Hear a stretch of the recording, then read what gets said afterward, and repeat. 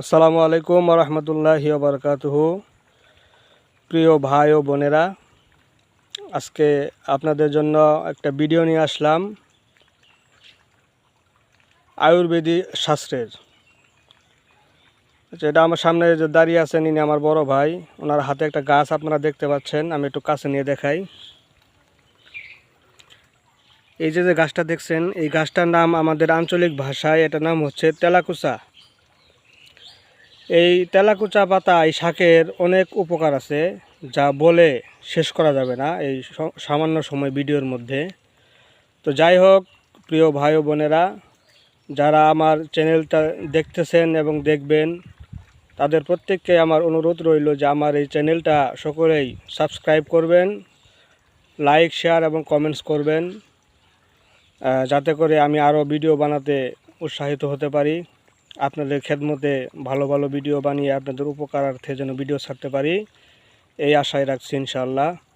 তো এই যে গাছটা দেখছেন, এই গাছের পাতার রস, এটা দিয়ে একটা রোগের চিকিৎসা হয়। সেটা হলো যাদের সমস্ত শরীর জ্বালাপোড়া করে এবং কি হাত পায়ের তালা জ্বলে, মাথার তালু জ্বলে, বুক জ্বলে, সারা শরীর যাদের জ্বালা যন্ত্রণা করে, তাদের উদ্দেশ্যে আজকে আমার এই ভিডিওটা।